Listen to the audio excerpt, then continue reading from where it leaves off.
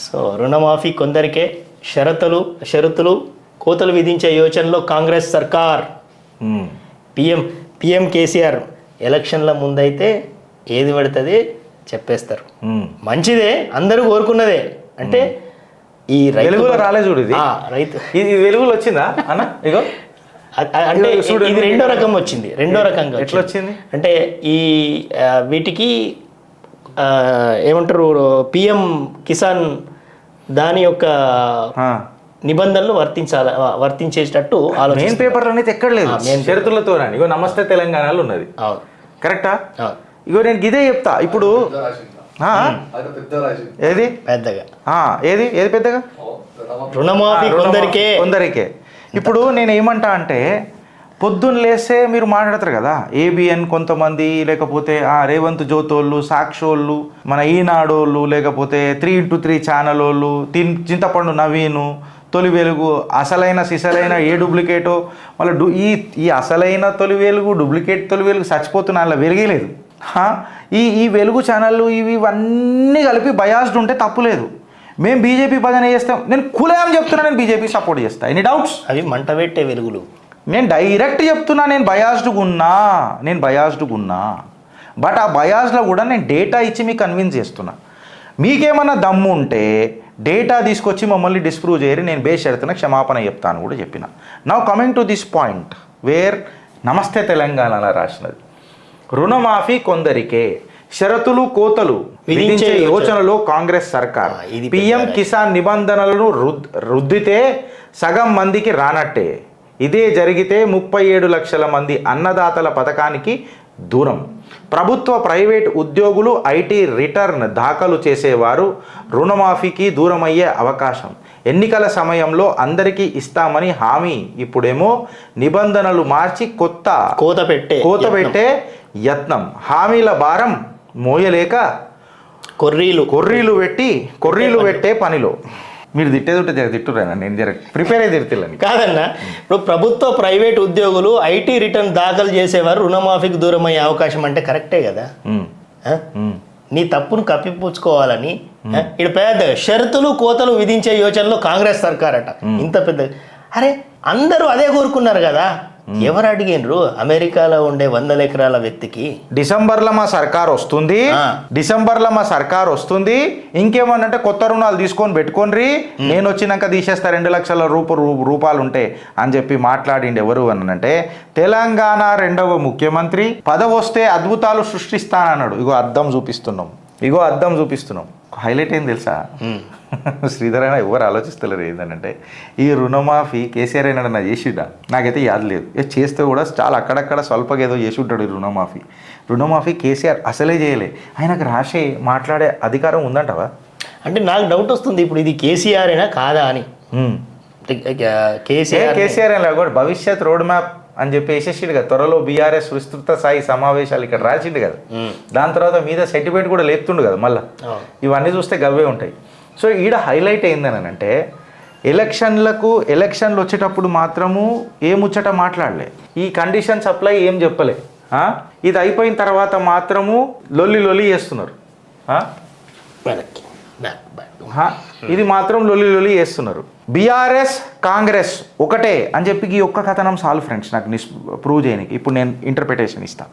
Interpretation అని అంటే I will give you evidences. ఉత్తరప్రదేశ్లో కూడా నిన్న నేను ఒక స్లైడ్ పెట్టిన, మాకు 8,500 రూపాయలు కటాకట్ ఇస్తానన్నావు. నేను ఆ కాంగ్రెస్ని కూడా అడుగుతున్నా, నేను ఆ కాంగ్రెస్ నాయకులను అడుగుతున్నా, గ్యారంటీ కార్డు ఇచ్చిన కాంగ్రెస్ నాయకులను అడుగుతున్నా, ఆ కార్యకర్తలను అడుగుతున్నా, ఇవాళ ఏం ముఖం పెట్టుకొని ఆ నాయకులకు మీరు సపోర్ట్ చేస్తారన్నా అని చెప్పి మిమ్మల్ని ప్రశ్నిస్తున్నా. నా ప్రశ్నలకు మీకు ఇప్పుడు మీకు సూట్ ఇస్తా. ఏమంటారు ప్రశ్నలు ఏందనంటే, నేను వేసే ప్రశ్నలు ఏందనంటే, అసలు ఎలక్షన్లో గెలిచినాక మీరు 8,500 రూపాయలు ఇస్తానన్న కట్ పడిపోతాయి July 1 కని అన్నాడు రాహుల్ గాంధీ. ఇంటింటికి కాంగ్రెస్ కార్యకర్త తిరిగి చెప్పిండు, మీ పైసలు పడతాయి అని. నేనేమంటున్నానంటే, భారతీయ జనతా పార్టీ నాయకులకు చెప్తున్నా, స్ట్రాటజీ ఇక్కడికేని మొదలుపెట్టుండ్రి అని చెప్పి మీకు విజ్ఞప్తి చేస్తున్నా. ఇది ఒక అవకాశం అయిపోతుంది వాళ్ళకు, నెక్స్ట్ టైం కూడా దీన్ని టార్గెట్ చేస్తారని చెప్తున్నా. ఏడ ముట్టాలనో ఏడ తగ్గాలనో ఎవడికి గడ్డపార దించాలనో రాజకీయం అని చెప్తున్నా. గిరీష్ థియరీ ఏం మాట్లాడుతున్నావు, డైరెక్ట్ టాపిక్కి రా అంటే 1951 రిప్రజెంటేషన్ యాక్ట్ నేను తీసుకొని మాట్లాడుతున్నా. ఇట్ ఈజ్ అ బ్రైబరీ, లంచం ఇచ్చిర్రు. ఓటుకు నోటు కేసు పెద్దగా చేసింది కాంగ్రెస్ దేశంలో. రేవంత్ రెడ్డి ప్రారంభించిండు దాన్ని, అంచెలు అంచెలుగా తారా స్థాయికి తీసుకుపోయింది. కటాకట్ కటాకట్ కటాకట్ పూల్వాలా చాచా మునిమనుమడు. మీరు ఓటయ్యిండ్రి, నేను 8,500 రూపాయలు ఇస్తానంటే లంచం కాదా? ఇది ఓటుకు నోటు కాదా? దిన్ దహాడే దేశంలో కెమెరాల ముందు కార్డులు ఇచ్చి ప్లాంప్లెట్లు పంచి ఇంటింటికి తిరిగి గ్యారంటీ అని చెప్పి ఓటేపించుకున్నారు. ఇవాళ వాళ్ళ నోట్లలో మన్ను కొట్టినరు, వాళ్ళ దఫ్తర్లకు వచ్చి కిరికిరిలు చేస్తున్నారు. నాకు ఒక పాయింట్ గమ్మత్ అనిపిస్తుంది, ఇది మొత్తం ఖతం చేస్తా శ్రీధర్ అన్న. 1951 రిప్రజెంటేషన్ యాక్ట్లో క్లియర్ కట్గా ఐ థింక్ అది సెక్షన్ 136 ఆర్టికల్ 136 ఏదో ఉన్నది, నాకు అది గుర్తొస్తలేదు. అందులో సెక్షన్ 1 క్లియర్ కట్గా చెప్తుంది ఏందని అంటే ఇది బ్రైబ్. నేను ఇలా రిక్వెస్ట్, అఫ్కోర్స్ సుప్రీంకోర్టులలో పిల్లలు దాఖలైనాయి ఫ్రెండ్స్, అందులో డౌట్ లేదు. మా సొంటోళ్ళు చాలామంది ఉన్నారు దేశంలో, వాళ్ళు పిల్లు వేసిండ్రు. నేను భారతీయ జనతా పార్టీ సర్కార్, ఎస్పెషల్లీ కేంద్ర సర్కార్ని రిక్వెస్ట్ చేస్తున్నా, దీన్ని చాలా సీరియస్గా తీసుకుంటారు. ఎందుకు చెప్తున్నా ఈ ముచ్చట అంటే ఆల్రెడీ యాక్ట్ ఉన్నది, ఇది ఓటుకు నోటు కేసు. దీని మీద ఎలక్షన్ కమిషన్ని యాక్షన్ తీసుకోమనండ్రి, ఒత్తిడి తీసుకురాండ్రి.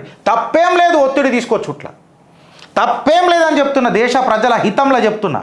అడ్డమైన పైసలు వంచినరు, పైసలు వంచినా కానీ నాకు ఓటేయలే అని చెప్పి జగన్ మాట్లాడుతున్నాడు. జగన్ మా అయ్య పైసలు ఇవ్వాలా, పైసలు వంచితే మీకు ఓటయ్యాం, మాకు అభివృద్ధి కావాలా, సంక్షేమం ఇంపార్టెంటే, దాంతోపాటు మాకు అభివృద్ధి ఉండాలా అని చెప్పి నిన్నగాక మొన్న ఎలక్షన్లు అయిన ఆంధ్ర ఎలక్షన్స్, ఆంధ్ర ప్రజల మన్నన అలా మ్యాండేట్ మన కళ్ళ ముంగట కూడా ఉన్నది శ్రీధర్ అన్న. ఇవాళ పైసలు వంచితే మేము ఓటేయం, నీతి నిజాయితీ ఉండి మమ్మల్ని ప్రయోజకులను చేస్తే మేము ఓటేస్తామని చెప్పిన మ్యాండేట్ కూడా ఉన్నది ఫ్రెండ్స్. సో భారతీయ జనతా పార్టీ దీన్ని కన్సిడరేషన్లోకి తీసుకోవాలా, ఎలక్షన్ కమిషన్ దీని మీద యాక్షన్ తీసుకోవాలా, రాష్ట్రపతికి సిఫారసు పంపాలా, ఆ 99 మంది కాంగ్రెస్ ఎమ్మెల్యేలు ఎంపీలు ఎవరైతున్నారో వాళ్ళ సభ్యత్వం రద్దు చేయాలా, వాళ్ళని డిస్క్వాలిఫై చేయాలి. భారతీయ జనతా పార్టీకి ఇంతకంటే మంచి ఆపర్చునిటీ దొరకదని చెప్తున్నాను నేను. 99 MPs of Congress are eligible for perfect disqualification, my dear friends, because they have completely చెప్తున్నా కదా, కంప్లీట్లీ దిన్ దహాడే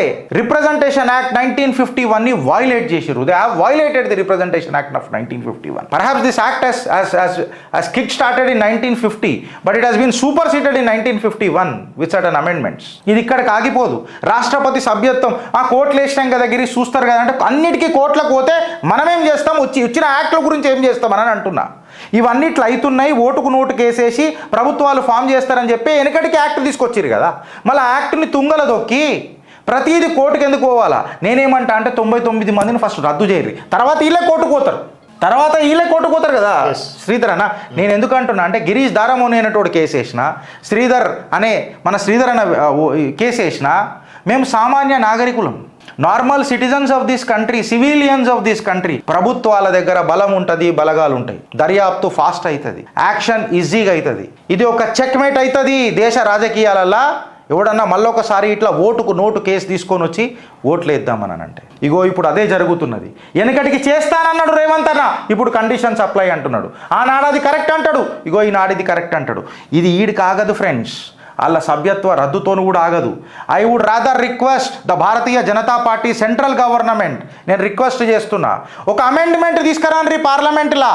ఫస్ట్ వీళ్ళని డిస్క్వాలిఫై చేశారు, 99 మంది పోయిన తర్వాత మీకు మెజారిటీ వస్తుంది. 543లో 100 ఎగిరిపోయాయి కదా, ఆటోమేటిక్ భారతీయ జనతా పార్టీకి మెజారిటీ వస్తుంది. నేను దిందాహడే చెప్తున్నా, రాజకీయం దిందాహడే చెప్తున్నా. అండ్ నేను రాజకీయం ఆడేటప్పుడు మోసం చేసి ఆడతలేను, నేను ఉన్న సవరణలు పొలిటికల్ కరెక్ట్గా లేను, నేను కాన్స్టిట్యూషనల్ బద్ధంగా మాట్లాడుతున్నా. There has been an act, representation act ఉన్నది. ఆడ పైసలు ఇచ్చి ఎలక్షన్లు గెలుస్తారా బాయ్? ఇస్తే మీరు రద్దు అవుతారు, రద్దు అయితే భారతీయ జనతా పార్టీకి మెజారిటీ వస్తుంది. మెజారిటీ కాగానే మీరు యాక్ట్ పాస్ చేయండి. ఓకే నేను పెన్షన్ 4,000 ఇస్తా, ఓకే నేను ఆయనకి ఇంత ఇస్తా, ఓకే నేను 8,000, నువ్వు 8,500, 8 లక్షలు ఇరా భయ్. నేనేం చెప్తున్నా, 8 నువ్వు ఎలక్షన్ల ముందు చెప్పు క్లియర్ కట్గా 8 లక్షలు, నేను దానికి ఖిలాఫ్ లేను. నేను ఎక్కడ ఖిలాఫ్ ఉన్నా అంటే సోర్స్ ఆఫ్ ఇన్కమ్ ఎడికైనా వస్తుంది, నువ్వు అది చెప్పాలా. ఇట్లాంటి యాక్ట్ భారతీయ జనతా పార్టీ తీసుకురావాలా. దేశ ప్రజల హితంలా భారతీయ జనతా పార్టీ ఫ్రీబీస్ ఇచ్చుడు నేను పెద్దగా చూడలే. ఫ్రీబీస్ ఇచ్చుడు అయితే ఉచిత పథకాలు నేను చూడలే. సో మీరు ఇయ్యరని చెప్పి కూడా నేను భావిస్తున్నా. అట్లా ఇస్తే భారతీయ జనతా పార్టీ కార్యకర్తలను మనం యాక్సెప్ట్ కూడా చేయమని నేను అనుకుంటున్నా. ప్రయోజకులను చేసే పౌరులను తయారు చేస్తా అన్న సంకల్పం నమస్తే సదా వచ్చలే మాతృభూమి. ఈ భారతదేశానికి కావాల్సింది పరాక్రమం చూపించే పౌరులు తప్ప పైసలు తినుకొని ఇంట్లో కమ్మగా పుల్లగా తిండే పౌరులు కాదు. ప్రతిభావంతులు కావాలి కానీ పైసకు వండుకునే గులాంలు కాదు. భరతమాత ముద్దు బిడ్డలం, కర్మ సిద్ధాంతాన్ని నమ్ముకున్న కర్మ యోగులం. Our DNA is very straight. Our DNA is very straight. We don't want freebies. ఈ విషయంలో నాకు రేవంత్ అన్న మీద ఒక చిన్న విషయం గుర్తుకొచ్చింది. తెలంగాణ ప్రజలకి క్లియర్గా అర్థమవుతుంది. ఎందుకంటే ముందొచ్చిన చెవుల కంటే వెనుకొచ్చిన కొమ్ముల వాడి అంటారు. ఆయన ఎక్కడి నుంచి వచ్చిండో మనకు తెలుసు. అసలు కాంగ్రెస్ పార్టీలో యోధాని యోధులు ఉంటారు. ఈయన ఎప్పుడు వచ్చిండు? మొన్న వచ్చిండు. ఈయన తాను చెడ్డ కోతి వనమంతా చెడ్డది అన్నట్టు చెడుతుంది అన్నట్టు ఈయన వచ్చిందే నోటుకు ఓటు దొంగ కేసులో వచ్చిండు. ఈయన బుర్రంతా కూడా ఈ కాంగ్రెస్లో పెట్టి మీరు ఇందాక అన్నారు కదా, ఇట్లాంటి ఐడియాలన్నీ మన రేవంత్ అన్నకు వచ్చినాయి. ఈ రేవంత్ అన్న ఐడియాలన్నీ కాంగ్రెస్ వాళ్ళు ఈ పెద్ద మనిషి కేంద్ర సర్కార్ మన ఏఐసిసి మెచ్చుకున్నది. అదే అంటున్నా కదా, ఏమని మీరు రాజ్యాంగాన్ని మార్చేస్తాం రిజర్వేషన్లు పోతాయనన్న తీసుకున్నాడు కదా. It is a good stand Revanth Reddy అని ఇట్లా భుజం మీద చేయగొట్టింది ఆయన. ఫాల్స్ నేరేషన్, దొంగ మాటలు, దొంగ మాటలు. మన అంటే భారతీయ జనతా పార్టీకి కావచ్చు, కార్యకర్తలకు కావచ్చు, ప్రజలకు కావచ్చు, ఇది ఒక మంచి అవకాశం. అంటే మన దగ్గర ఉన్నటువంటి రేవంత్ అన్న ఎట్లాంటి వ్యక్తి అనేది ప్రొజెక్ట్ చేస్తే అర్థమైపోతుంది. ఆయన ఇచ్చే వాగ్దానాలన్నీ కూడా దీంతోనే బట్టబయలైపోతుంది. సో ద రిక్వెస్ట్ ఫ్రమ్ చిత్రగుప్తి కార్యకర్తలకు చెప్తున్నా, మనం విజిల్ ఉందాం ఫ్రెండ్స్. నాయకులు ఏమవుతారు పక్కకు పెడదాం. రాజకీయం అంటే లక్షలు కావు అని చెప్పి అట్లీస్ట్ కొంత మార్పు అన్న తీసుకొచ్చే ప్రయత్నం చేద్దాం. పొద్దున్న లేచి మేము ఇంత వచ్చి మాట్లాడుతున్నాం. At least there should be some sort of a difference in the society అని చెప్పి ఆశ, that is an incentive to us. అది మాకు వచ్చే రెమ్యునరేషన్ లెక్క భావిస్తున్నాం. ఫ్యాక్ట్ ఏందనంటే క్వశ్చన్ చేసుడు స్టార్ట్ చేద్దాం. 99 ఎంపీలు ఎవరైతే ఉన్నారో ఈ ఖతం కావాలి.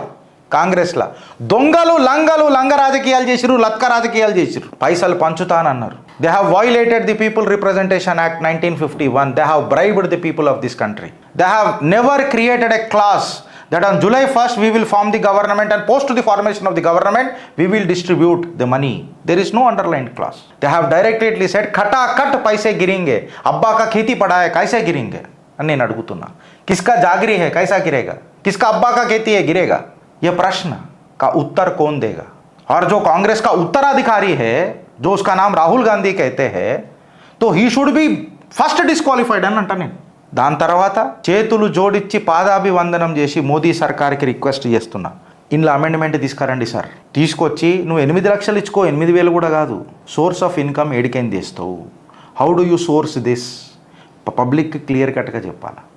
మధ్యలో మళ్ళీ ఏమన్నా కండిషన్స్ అప్లై అని పెడితే వాడి సభ్యత్వం పార్టీ రద్దు అవుతుంది, ప్రభుత్వాలు కూలిపోతాయి అని చెప్పి క్లాజ్ చేయాలి. ఎలక్షన్ కమిషన్కి ఆ పవర్ ఇవ్వాలి. ఇంకొక అమెండ్మెంట్ కూడా తీసుకురావాలా. ఏందనంటే పార్టీలు దుంకుతే ఎమ్మెల్యేలు స్పీకర్ల చేతుల పవర్లు ఉండొద్దు, ఎలక్షన్ కమిషన్ చేతులకు పోవాలి. ఎలక్షన్ కమిషన్ చూడాలి. అన్నిటికీ కోట్లకు పోవాలంటే పీకనీకి మనం నాయకులమైనమా, పీకనీకి మనం బ్యూరోక్రాట్లం ఉన్నామా? No, with due respect to the courts we should also consider their pressure.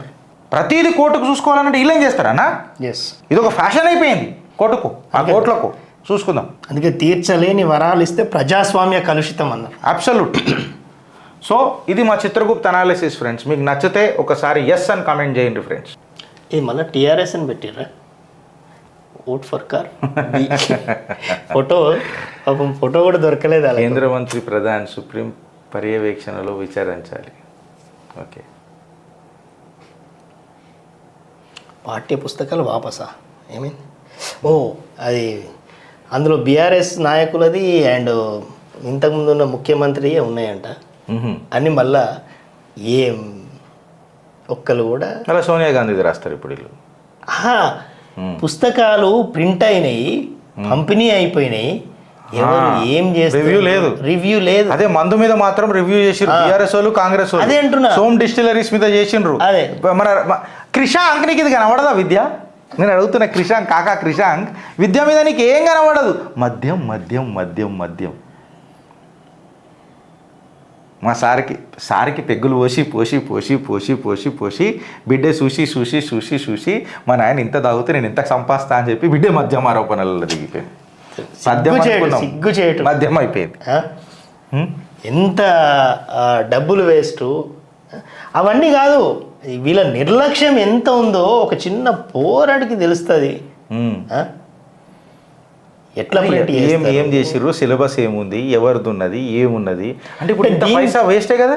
Paisa waste పక్కెట్టు ఎంత నిర్లక్ష్యం ఉంది అంటే విద్యా వ్యవస్థ మీద ఎంత నిర్లక్ష్యం ఉందో అర్థమవుతుంది. బాగా గొప్ప గొప్ప మాటలు మాట్లాడతారు కదా. నిన్న ఏదో అన్నాడు కమిటీలో, నేను కూడా పెడతాం గవర్నమెంట్ స్కూల్లోనే చదివినా, నాకు ఆ విలువ తెలుసు. ఇదే విలువ.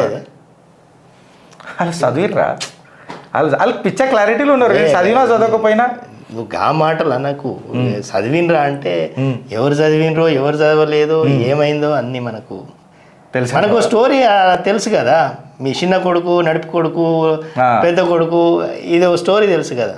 మరి రేవంత్ అన్న నడిపి కొడుక పెద్ద కొడుక మనకు తెలియదు కదా. ఎందుకంటే మీ చిన్న కొడుకు పెద్ద కొడుకు ఏం చేస్తున్నాడు, మావాడు ఇంజనీర్ అయిండు ఉద్యోగం చేస్తుండు. నడిపి కొడుకు ఏం చేస్తుండు అంటే మావాడు ఏమంటారు డాక్టర్ అయిండు. మూడో కొడుకు ఏం చేస్తుండు, దాని గురించే పరిశాన్లో ఉంది, వాడు పాలిటిక్స్లో చేస్తాడట. ఇట్లా గమ్మత్ స్టోరీ ఉంది వాడు. కానీ లాస్ట్కి పెంచి పోషిస్తాడు అందరినీ. నేనున్నా, నేను ఆయనమ్మ అని చెప్పిపోతాడు నాయనమ్మకు. అది మనం బ్యాక్గ్రౌండ్ మ్యూజిక్ ఇవ్వాలి, ఇందిరాలు ఇచ్చినట్టు డన్ డన్ డడక డన్ డన్ డడక అనుకుంటా.